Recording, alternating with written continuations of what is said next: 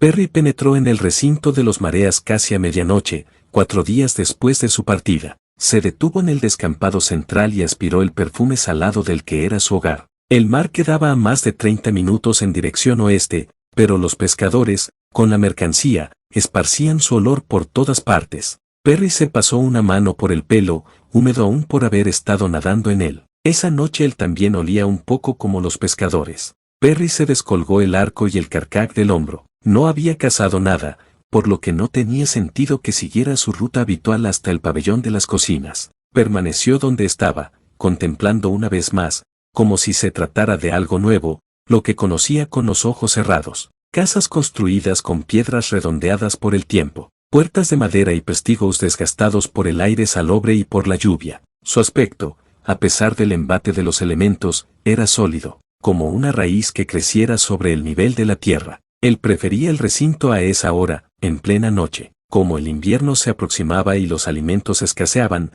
Perry se había acostumbrado al nerviosismo que flotaba en el ambiente durante el día. Pero cuando el sol se ocultaba, la nube de las emociones humanas se retiraba y permitía apreciar fragancias más discretas. La tierra fresca, abierta como una flor apuntando al cielo. El almizcle de los animales nocturnos que dejaba rastros fáciles de seguir. Incluso sus ojos preferían esas horas. Los perfiles eran más definidos, los movimientos, más identificables. Aquella nariz, aquellos ojos, le decían que estaba hecho para la noche. Aspiró hondo una vez más, armándose de valor, y entró en casa de su hermano. Contempló un instante la mesa de madera y las 2 sillas de cuero desgastado frente al hogar, antes de subir al altillo acurrucado bajo las vigas del techo. Y al fin, al posar la vista sobre la puerta cerrada del único dormitorio, se relajó. Valle no estaba despierto. Su hermano estaría durmiendo con su hijo, Garra. Perry se acercó a la mesa y aspiró despacio. La tristeza lo impregnaba todo,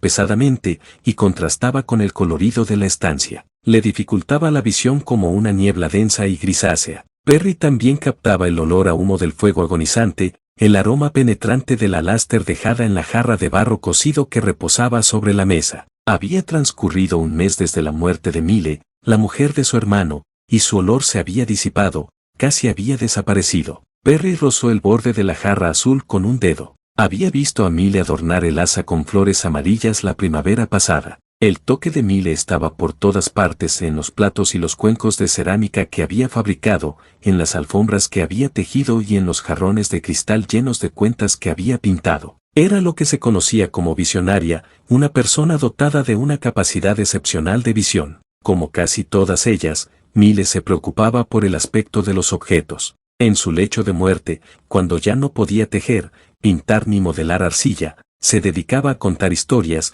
y las llenaba de los colores que amaba. Perry se apoyó en la mesa, débil de pronto y cansado de añorarla. Él no tenía derecho a recrearse en la tristeza. Su hermano sí, y su sobrino también, pues habían perdido a su esposa y a su madre, y eso dolía mucho más. Pero Mile también formaba parte de su familia. Se volvió hacia la puerta del dormitorio. Quería ver a Garra, pero a juzgar por la jarra casi vacía, Valle había estado bebiendo, y un encuentro con su hermano mayor en esas circunstancias era demasiado arriesgado. Por un momento, se permitió imaginar cómo sería disputarle a Valle el puesto de señor de la sangre, actuar sobre una necesidad tan real como la sed.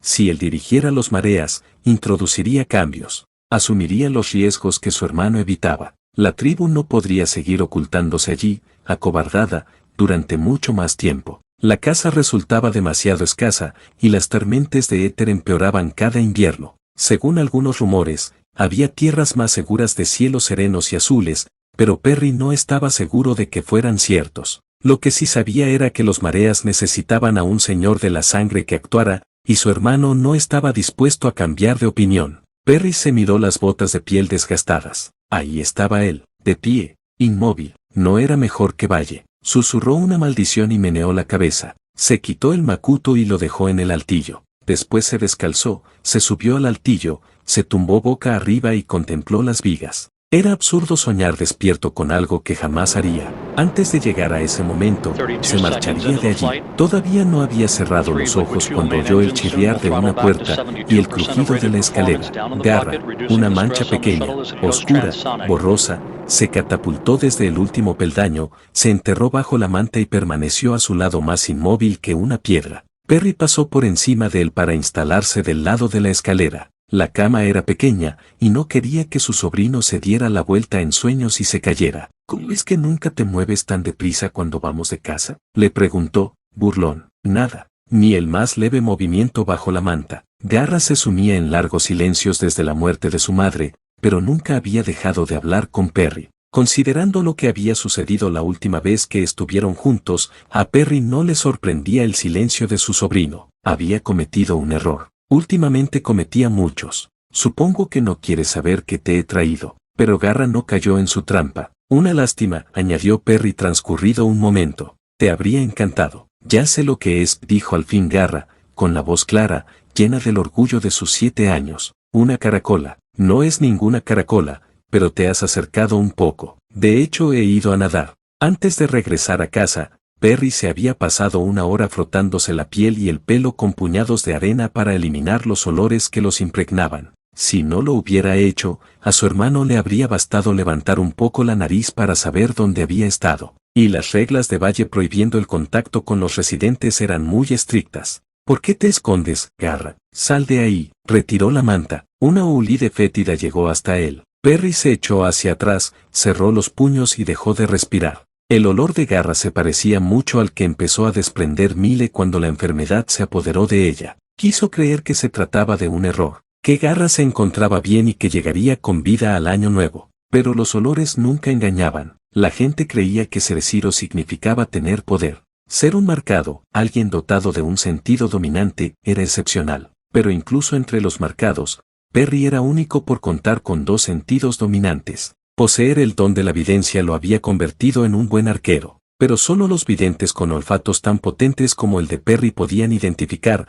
mediante ese sentido, sentimientos como la desesperación y el miedo. Una habilidad muy práctica a la hora de conocer al enemigo, pero que se convertía casi en una maldición cuando se trataba de la propia familia. La decadencia de Mile había sido muy dura, pero, en el caso de Garra, Perry había llegado a detestar su sentido del olfato por revelarle lo que le revelaba. Se obligó a mirar fijamente a su sobrino. El resplandor del fuego encendido abajo se proyectaba en las vigas. Perfilaba el contorno de las mejillas del niño, que teñía de un tono anaranjado. Le iluminaba las puntas de las pestañas. Perry observaba al pequeño enfermo y no se le ocurría ni una palabra digna de ser pronunciada. Garra ya sabía lo que sentía por él. Sabía que, si pudiera, se cambiaría por él sin dudarlo. Ya sé que estoy empeorando, dijo Garra. A veces se me duermen las piernas. A veces no me llegan tan bien los olores. Pero nada me duele demasiado. Volvió el rostro hacia la manta. Sabía que te enfadarías. Garra, no es contigo con quien estoy enfadado. Perry aspiró hondo varias veces para ahuyentar el nudo que se le había formado en la garganta. Su ira se mezclaba con el sentimiento de culpa de su sobrino, y le impedía pensar con claridad. Conocía el amor. Amaba a su hermana, Liv, y a Mile, y recordaba sentir amor por Valle hacía apenas un año. Pero en el caso de Garra, era algo más que amor. La tristeza del niño lo golpeaba como una piedra. Las preocupaciones del niño le hacían salir disparado. Su alegría le daba ganas de volar. En cuestión de un instante, las necesidades de Garra se convertían en las suyas propias. Los esciros lo llamaban entrega, abnegación. Aquel vínculo siempre le había hecho la vida más fácil a Perry. El bienestar de Garra era siempre lo primero. Durante los últimos 7 años se había dedicado en cuerpo y alma al niño, le había enseñado primero a caminar y después a nadar, a perseguir presas, a disparar con las flechas, a camuflar las piezas cobradas. Cosas fáciles. A Garra le encantaba todo lo que hacía Perry, pero desde que Mile había enfermado, las cosas ya no resultaban tan sencillas. No conseguía que su sobrino se sintiera bien, que estuviera contento, pero sabía que el mero hecho de estar ahí ya suponía una ayuda para él. El mero hecho de permanecer a su lado tanto tiempo como pudiera. ¿Y qué es? Le preguntó Garra. ¿Qué es qué? Lo que me has traído. Ah, eso, la manzana. Quería contárselo a Garra, pero en la tribu había audiles con un oído tan fino como su sentido del olfato. Y estaba Valle, un problema aún mayor. Perry no podía arriesgarse a que su hermano la oliera. Faltaban apenas unas semanas para el inicio del invierno, y todos los trueques del año ya se habían completado. Valle le preguntaría de dónde había sacado aquella manzana. Y ya tenía bastantes problemas con él, no necesitaba más. Tendrás que esperar a mañana. Tendría que darle la manzana a varias millas del recinto. Por el momento permanecería envuelta en un pedazo de plástico viejo, enterrada en el interior de su macuto, junto al dispositivo ocular de la residente. ¿Es bueno? Perry cruzó los brazos detrás de la cabeza y apoyó la nuca en las manos. Vamos, Garra, no me creo que me preguntes eso. Garra reprimió una risita. ¿Hueles a algas sudadas,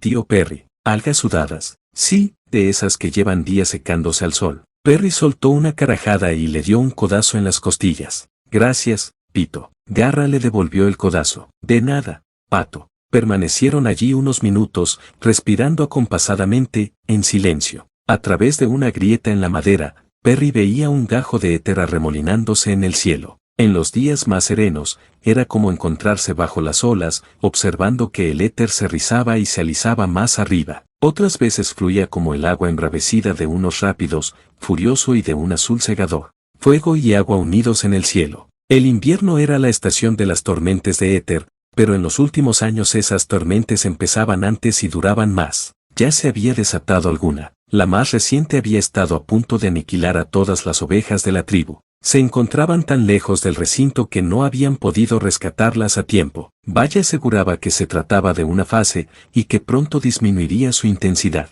Perry discrepaba. Garra se dio la vuelta, a su lado. Perry sabía que no estaba dormido. Su estado de ánimo se había vuelto oscuro, húmedo, y finalmente se tensó como un cinturón en torno al corazón de su tío, que tragó saliva, con un nudo en la garganta. ¿Qué ocurre, Garra? Creía que te habías ido. Creía que te habías alejado después de lo que pasó con mi padre. Perry soltó el aire despacio. Hacía 4 noches, Valle y él estaban sentados a la mesa, pasándose la botella una y otra vez. Por primera vez en lo que parecían semanas, volvían a charlar como hermanos. Sobre la muerte de Mile, sobre Garra. Ni siquiera las medicinas que Valle adquiría servían ya de nada. Ninguno de los dos lo decía, pero ambos lo sabían. Con suerte, Garra sobreviviría a ese invierno. Cuando Valle empezó a desbarrar, Perry se dijo que había llegado la hora de irse. A él, la Laster lo suavizaba, pero a Valle le producía el efecto contrario, lo ponía rabioso, lo mismo que hacía con su padre. Pero no se fue, porque Valle seguía hablando, y él también. Entonces Perry expresó la conveniencia de trasladar la tribu a otro lugar más seguro. Un comentario tonto. Sabía dónde iba a llevarlos, porque siempre los llevaba al mismo sitio, a discusiones, a palabras duras. Pero en esa ocasión Valle no le dijo nada. Se incorporó y le dio un manotazo en la cara. Un bofetón seco que, al instante, le devolvió una sensación conocida y horrible. Él, por puro reflejo, le devolvió el golpe, que le alcanzó la nariz. Se enzarzaron entonces en un forcejeo alrededor de la mesa, y enseguida descubrió que Garra estaba plantado frente a la puerta del dormitorio, soñoliento, incrédulo. Perry dejó de mirar a Valle para fijarse en su sobrino. Los mismos ojos verdes, serios, que también se clavaban en los suyos y le preguntaban cómo era capaz de partirle la nariz a un hombre que acababa de enviudar, en su propia casa, delante de su hijo irremisiblemente enfermo. Avergonzado pero todavía lleno de rabia, Perry salió de allí, y se dirigió directamente hasta la fortaleza de los residentes. Tal vez Valle no fuera capaz de encontrar medicamentos que ayudaran a Garra, pero él había oído rumores sobre los topos, y por eso se había colado allí, desesperado y muerto de ganas de hacer algo bien. ¿Y qué había conseguido? Apenas una manzana y el inútil dispositivo ocular de una residente. Perry atrajo a su sobrino hacia sí. Fue una tontería, Garra. En ese momento no razonaba. Lo de aquella noche no debería haber ocurrido, pero de todos modos necesito irme. En realidad, ya debería haberlo hecho. Regresar implicaba volver a ver a Valle. No sabía si podrían seguir evitándose después de lo que había ocurrido, pero Perry no estaba dispuesto a permitir que el último recuerdo que Garra tuviera de él fuera el puñetazo que le había asestado en la cara a Valle. ¿Y cuándo te irás?, le preguntó su sobrino. He pensado que podría intentar, tal vez podría quedarme. Tragó saliva. Le costaba encontrar las palabras, incluso cuando hablaba con Garra. Pronto, duérmete, Garra. Ahora estoy aquí. Garra hundió el rostro en el pecho de su tío. Perry clavó la mirada en el éter mientras las lágrimas frías del niño le empapaban la camisa. A través de la grieta de la viga, veía las volutas azules formar círculos, fundirse en remolinos que giraban hacia un lado y hacia otro, como si no se decidieran por una dirección. La gente decía que el éter corría por la sangre de los marcados, que la calentaban y le proporcionaban su sentido. Era solo un dicho, pero Perry suponía que debía de ser cierto. La mayor parte de las veces, no se sentía en absoluto distinto al éter. Garra tardó mucho rato en caer rendido, como un peso muerto en sus brazos. Para entonces a él ya se le había adormecido el hombro bajo el peso de su cabeza, pero lo dejó donde estaba, y él también se durmió. Perry soñó que se encontraba de nuevo en el incendio de los residentes, siguiendo a la chica. No podía verle el rostro, pero reconocía el pelo negro azabache, y su olor desagradable. La seguía. Tenía que llegar hasta ella, aunque no sabía por qué. Estaba seguro de ello, con esa seguridad que solo existe en los sueños. Despertó empapado en sudor, con calambres en las piernas. Su instinto le dijo que no se frotara los músculos, a pesar de que eso era lo que le pedía el cuerpo. Unas motas de polvo flotaban en el aire en pinambre del altillo, dispuestas como él imaginaba que debían de ser los olores, siempre dando vueltas en el aire. Más abajo, los tablones de madera crujían bajo el peso de su hermano, que ya iba de un lado a otro, echando más leña al fuego para avivarlo. Perry miró el macuto que seguía a sus pies, con la esperanza de que la capa de plástico desgastada impidiera a Valle captar los olores que se ocultaban debajo. La escalera crujió también. Valle estaba subiendo. Garra dormía acurrucado junto a Perry, con la barbilla apoyada en un puño, el pelo castaño húmedo de sudor. Los chasquidos de la madera cesaron. Valle respiraba tras él, y en el silencio aquel sonido acompasado resonaba con más fuerza.